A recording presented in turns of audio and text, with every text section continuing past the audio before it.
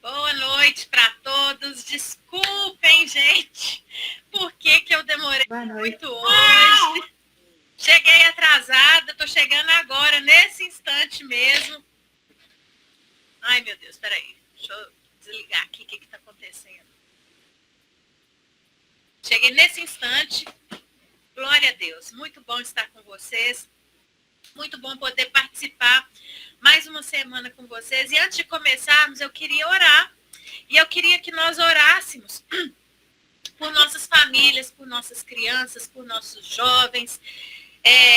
Esses dias têm sido dias atribulados, né? Desses ataques horrorosos, dessas setas inflamadas do inferno que tem vindo e atingindo a todos nós, e que nós como igreja, como eu pus no grupo da igreja, não sei se todos leram, a gente não pode viver atemorizado, porque o verdadeiro amor lança fora todo medo. A gente não pode ficar aterrorizado, porque nós temos uma rocha, e a rocha é Jesus. Ele está guardando as nossas vidas, Ele está guardando os nossos filhos, Ele está no controle das nossas vidas. Nada acontece sem a permissão dEle. Então nós temos que estar confiados no Senhor. Confiado no Senhor é sair e largar a porta aberta? Não é. Por exemplo, eu agora tenho um cachorro, né? Nunca quis. Romei um cachorro, um vira-lata imenso. Meu cachorro não tem educação, tenho que educar meu cachorro. Então, se eu abro o portão da garagem, meu cachorro foge para a rua. O que eu estou fazendo? Tá uns dias difíceis aqui em casa.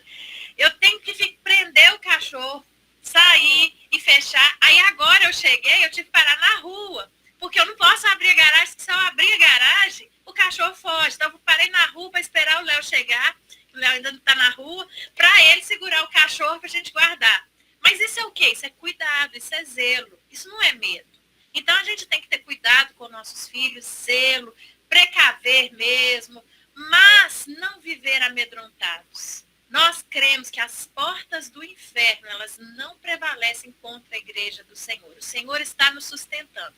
Amém? Eu quero convidar vocês, então, a orar, a tirar do seu coração todo o temor. Teve uma colega minha hoje que estava aos prantos, no meu serviço, trabalhando aos prantos. Ela tem filhos de 2 e 5 anos. E aí, acho que ela... hormônio, sei lá o que, insegurança, falta de confiança, falta de ter em quem se confiar, desesperada, porque os filhos dela ficam o dia inteiro na escola, e ela falou, meu Deus, imagina se acontece. Eu falei assim, vamos confiar em Deus. Então, meu convite a vocês nessa noite, vamos confiar em Deus. Ele é o nosso guarda. Aquele que nos guarda, ele não dorme e nem cochila. Ele está nos guardando. Guarda o seu coração. E vamos orar então, porque Deus está conosco, amém? Pai, em nome de Jesus, nós te agradecemos, Senhor. Te agradecemos porque o Senhor é um Deus grande, um Deus maravilhoso, um Deus cheio de bondade, cheio de amor. Nós sabemos que a história deste mundo está nas suas mãos, Pai, e que nenhum fato acontece sem a sua permissão. E o Senhor está aos poucos nos levando ao último capítulo dessa história. E nós sabemos que ele é um capítulo de vitória, quando o Senhor retornará a essa terra, quando o Senhor estabelecerá aqui o seu reino, um reino sem pecado, um reino sem lágrimas, um reino sem dor, um reino onde, Senhor, as tristezas, como nós vimos na semana passada, elas não acontecerão. Oh, Pai, guarda os nossos corações, guarda as nossas vidas, guarda as nossas famílias, Pai, para que possamos manter acesa a ardente expectativa de estar com o Senhor. Oh, Pai, nós sabemos que o Senhor tem cuidado dos nossos, mas nós colocamos mais uma vez nas suas mãos. Guarda essas escolas, Senhor. Guarda esses professores, esses adolescentes, em nome de Jesus. Guarda a todos, Pai. Nós sabemos que nós não merecemos, mas pela sua misericórdia nós clamamos, Pai. Clamamos pela sua misericórdia. Tem misericórdia desses inocentes, Senhor. Guarda e livra de todo o ataque do diabo. Em nome de Jesus. Amém. Amém? Então, guarda seu coração. Grandes coisas o Senhor tem para nós.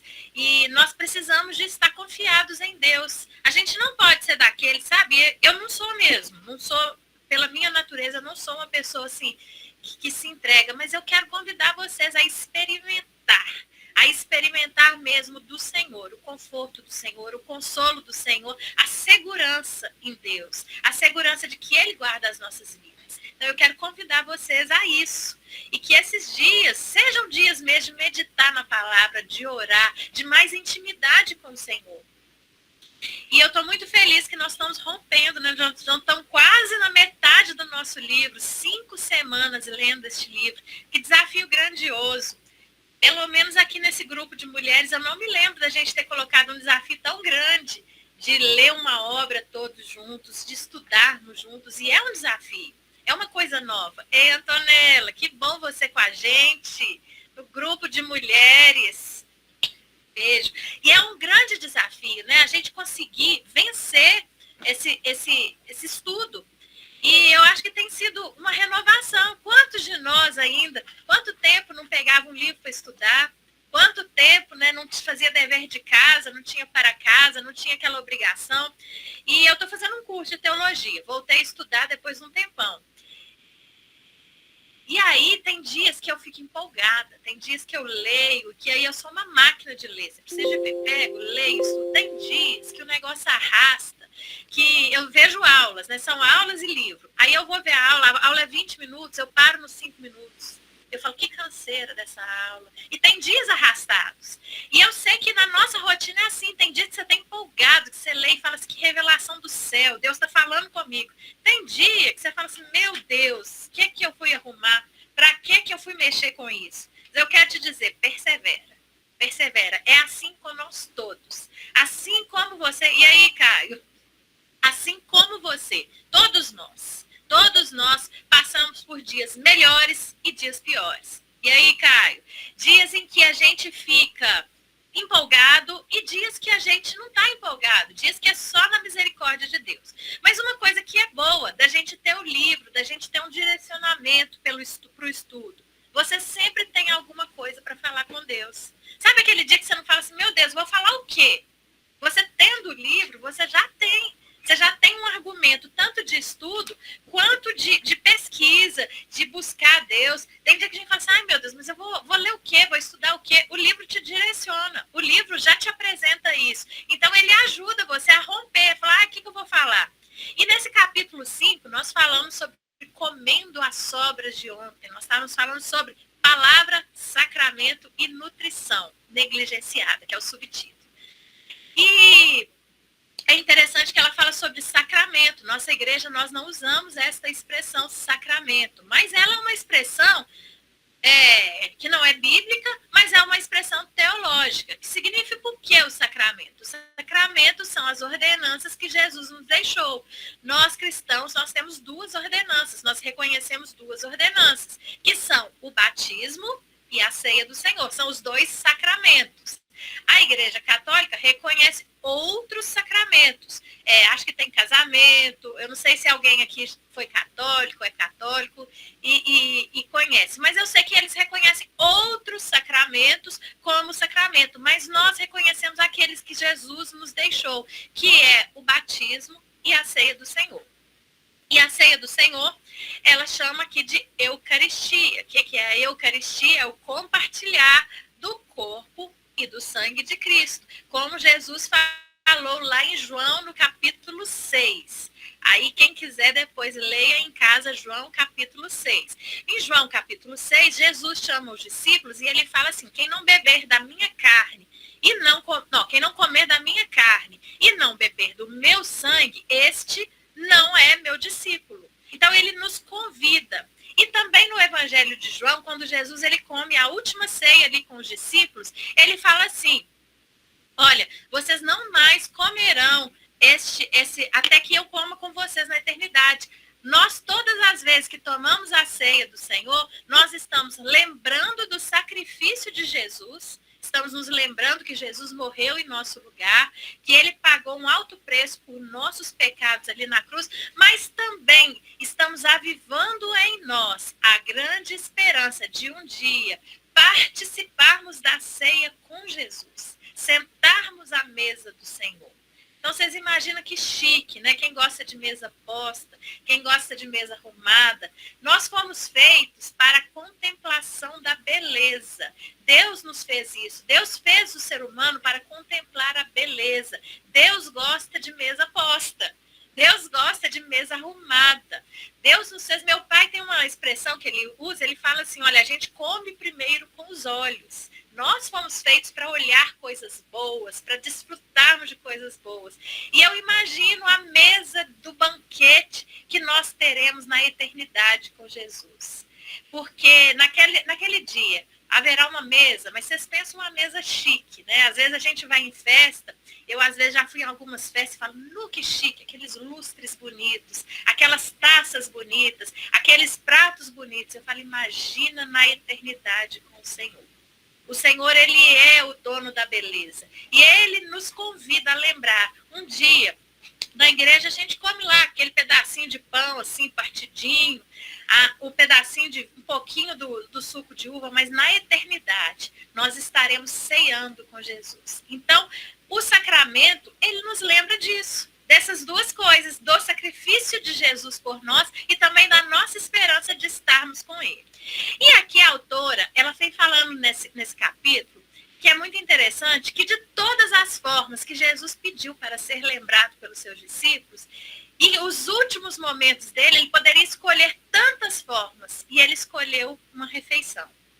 Olha a importância de Jesus ter escolhido uma refeição. Ele poderia ter falado, olha, esses últimos momentos são tão importantes e nós, então, vamos fazer aqui uma festa, nós vamos fazer um ritual. Não, Jesus escolheu uma refeição. Daí nós vemos a importância das refeições, a importância da mesa, a importância da família sentar à mesa. E eu vou contar para vocês um negócio que aconteceu aqui em casa, que é muito interessante. Nós não almoçamos juntos, nós não temos os horários que consiga almoçar junto. Eu e o Rodrigo ficamos juntos de manhã, o Gustavo está na escola, o Gustavo chega, eu já estou trabalhando, o Rodrigo já está pronto para ir para a escola, então nós não temos horários de almoço juntos aqui em casa. Mas a janta, a gente janta junto. Então a nossa refeição em família é a janta, porque é o horário em que nós todos estamos aqui em casa.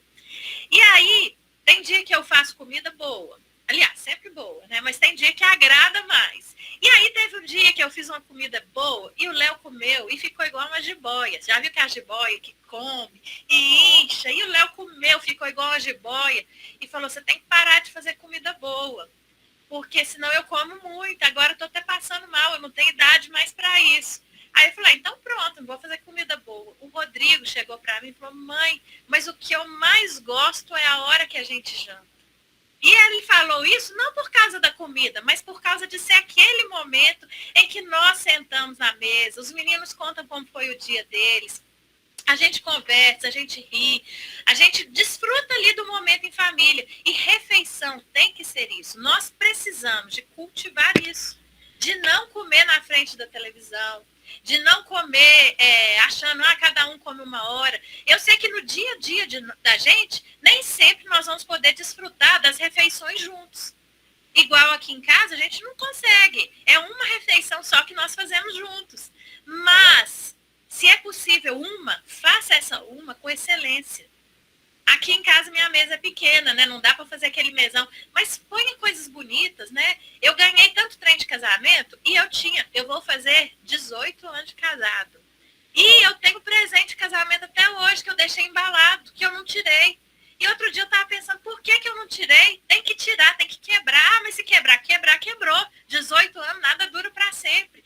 Usa as coisas bonitas que você tem. Não fica guardando para visita, não. Não fica guardando para usar um dia especial. Todos os dias são especiais. E a autora fala que, às vezes, a gente não lembra da comida do arroz com feijão. Ela que é americana, então ela lembra do taco, né? Mas a gente não lembra do nosso arroz com feijão, do mexido, que é a maioria das nossas comidas, sobras de ontem, que a gente requenta. A gente não lembra, mas é isso que nos nutre.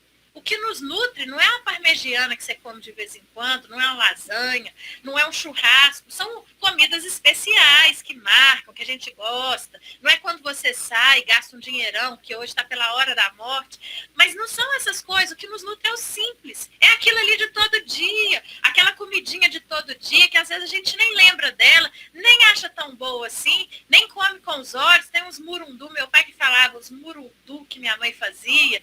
E aí pegava o resto de tudo, juntava ali, você olhava. Mas são essas coisas que nos nutrem. Tem dia que a palavra de Deus é do mesmo jeito. É aquela comidinha assim, você fala, meu Deus, mas não estou vendo sentido nenhum em ler isso. Eu estou lendo a Bíblia toda e tem hora que eu vou lendo assim, eu falo assim, meu Deus, mas por quê? Mas eu me pus como obrigação. Eu falei, vou ler a Bíblia toda esse ano. E todos os anos eu me ponho essa obrigação, vou ler a Bíblia toda. Tem dia que é maravilhoso, que eu grifo e que Deus fala comigo. Tem dias que é o arroz com feijão, que é só na marra mesmo, que é lido e eu acabei, falei, graças a Deus, acabei, venci. E é assim, a nossa vida é assim. Mas o que não pode faltar? A nutrição. Assim como o almoço. Hoje, o que é o almoço? Chega para o menino, principalmente adolescente igual o Gustavo. O que é o almoço? Você fala que é uma coisa que ele gosta, aquilo come que nem um lobo. Dia que o trem, ele não gosta muito de carne cozida. Diz que a carne cozida, aquilo ali já come menos. Mas tem que comer. Precisa se nutrir. Por quê? Se você fica com fome, o que acontece? A gente fica fraco. Eu tenho um primo que já desmaiou de fome. E olha só que vergonha, né? Minha tia xingou ele todo. Ele queria economizar. Então, ele saía cedo da escola e ia para a escola e trabalhava à tarde. E minha tia dava o dinheiro para ele almoçar na hora do almoço. Ele saía sem café, chegava na escola, não lanchava, na hora do almoço não comia nada e ia trabalhar. E ele fez assim um dia, fez assim 2 dias. No terceiro dia, estava trabalhando, ele era embalador em Belo Horizonte, nas lojas americanas, caiu lá e desmaiou. E quando chegaram, levaram para o pronto-socorro, falaram, isso aí é fome. Minha tia, que vergonha. Por quê? Mesmo que seja uma comida simples, nós precisamos de comer. Eu não tenho dinheiro, leva uma marmita. Mas você precisa de comer, senão você vai desmaiar. Senão o seu corpo não aguenta. O nosso corpo não aguenta ficar sem nutrição. E aí, o paralelo que a autora fala é justamente sobre a palavra de Deus. Ainda que não esteja apetitoso naquele dia, ainda que aquele dia você fala assim, não, eu vou economizar, eu vou gastar meu tempo com outras coisas mais importantes. Foi assim que meu primo pensava. Eu não vou comer não, que eu vou fazer coisas mais importantes com esse dinheiro aqui. E ele juntava dinheiro, não sei nem para quê, isso tem muitos anos. Hoje ele não desmaia mais de fome, né? Mas na época das vacas magras, eu não sei para que ele juntava o dinheiro, mas ele achava que não era importante comer e desmaiou. E tem gente que não dá importância à leitura diária da palavra de Deus, não dá importância a contemplar a beleza de Deus. Espera ser aquela coisa espetacular. E esse livro ele tem nos chamado justamente para a gente olhar as coisas simples da vida. Porque é a simplicidade que é todos os dias ali, que é o que acontece todos os dias e é o que nos nutre. Ainda que eu não fale, mas não, o que te deixou? Às vezes a gente está gordinho e fala assim, mas o que me deixou gorda? Não foi o churrasco, é o pão de sal todo dia, é o arroz todo dia, é comida ruim. Minha tia ainda fala assim comigo, Deus me livre, que a gente fica gorda e barrigudo de comer pão de sal, olha que coisa horrorosa, devia ficar barrigudo de comer coisa boa, mas a gente fica de comer. Por quê? Porque é o nosso cotidiano, é a nossa vida, é o nosso dia a dia. É o pão de sal, gente. Não é a picanha, é o pão de sal. Não é o churrasco, é o pão de sal. É o arroz, é as coisas assim simples. E a gente nem percebe isso.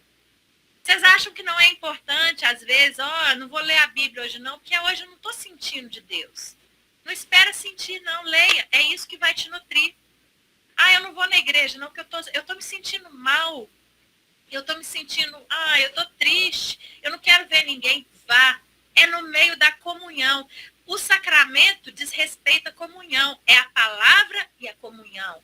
Sabe, não tem ceia do Senhor aqui em casa. É eu pegar e fazer a ceia na igreja. É o corpo. O corpo de Cristo, igreja, quer dizer reunião. Igreja é eclésia, assembleia, reunião. É no corpo. Por isso que existem muitos fracos e doentes e muitos que dormem. Paulo fala lá em Coríntios. Por quê? Porque não está no meio da comunhão. Se você não está no meio da comunhão, você fica fraco, desnutrido e morre.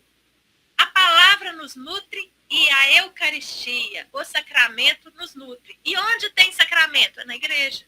É na igreja. Eu busco a Deus sozinho em casa. Tem que buscar. Mas tem que buscar na igreja. Porque é no meio do corpo que o Senhor ordena a bênção e a vida para sempre. É no meio do povo de Deus. Mas a igreja é complicado. Gente, a igreja é igual comida. Tem dia que tá boa demais. Tem dia que é um churrasco, que é uma festa. Tem dia que você come para não morrer de fome. Isso é igreja. Você vai porque fala assim, meu Deus, é isso aí. Mas nós temos uma promessa. O Senhor diz que esta igreja, esta noiva, ela será arrebatada e ela encontrará com o Senhor gloriosa, sem mancha, sem mácula, sem ruga. O Espírito Santo vai trabalhar e está trabalhando na igreja.